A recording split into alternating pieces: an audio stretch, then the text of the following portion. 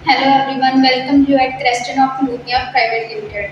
आज मैं आपको आईटीआर से जुड़े 10 इम्पॉर्टेंट पॉइंट्स बताऊंगी जो कि हर आईटीआर फाइल करने वाले टैक्स पेयर को पता होने चाहिए।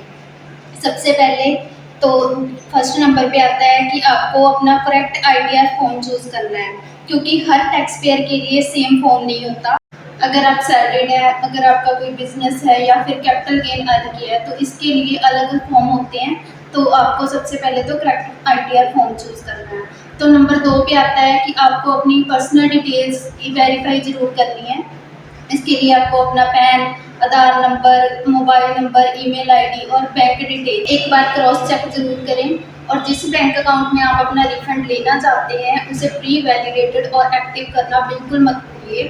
और थर्ड नंबर पे आता है कि आपने अपनी सिर्फ सैलरी नहीं, अपनी हर एक इनकम दिखानी होगी, जैसे saving account interest, FD interest, capital gain या फिर डिविडेंड इनकम और कोई भी अदर इनकम।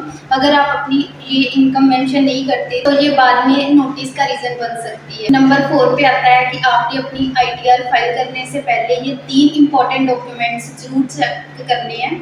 वो डॉक्यूमेंट्स है form 26 AS, AIS and TIS। In documents में डिपार्टमेंट के पास आपकी हर फाइनेंशियल इंफॉर्मेशन होती है। अगर आईटीआर या फिर इन डॉक्यूमेंट्स की कोई भी इंफॉर्मेशन मैच नहीं करती तो ये बाद में आपसे क्लैरिफिकेशन भी मांग सकते हैं। नंबर 5, टीडीएस की डिटेल्स वेरीफाई करें। अगर आपकी सैलरी या फिर बैंक इंटरेस्ट पर टीडीएस डिडक्ट हुआ है तो इंश्योर करें कि उसका क्रेडिट फॉर्म 26 AS में प्रॉपरली रिफ्लेक्ट हो रहा है। अगर टीडीएस मिसिंग है तो पहले डिडक्टर से करेक्शन करवाएं। पॉइंट 6, सिर्फ जेन्युइन डिडक्शन ही क्लेम करें।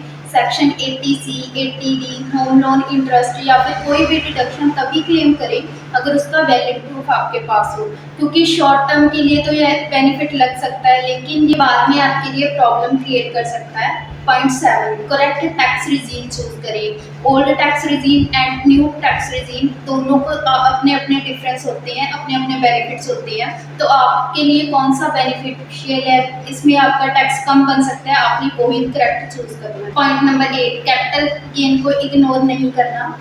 अगर आपने कोई भी शेयर्स, म्यूचुअल फंड्स या फिर प्रॉपर्टी बेची है तो उससे अर्न हुआ कैपिटल गेन या फिर कैपिटल लॉस आपने आईटीआर में जरूर दिखाना है, क्योंकि डिपार्टमेंट के पास ये सारी इंफॉर्मेशन पहले से ही होती है। पॉइंट नंबर 9, रिटर्न फाइल करने के बाद आपने ई वेरीफाई जरूर करना है। लाखों लोग रिटर्न फाइल करते हैं लेकिन वो ई वेरीफाई नहीं करते, तो इसके बिना आपकी आईटीआर इनकम्प्लीट मानी जाती है। पॉइंट नंबर 10, सबमिट करने से पहले फाइनल रिव्यू जरूर करें, क्योंकि 1 मिनट का रिव्यू आपको बाद में बहुत बड़ी प्रॉब्लम से बचा सकता है।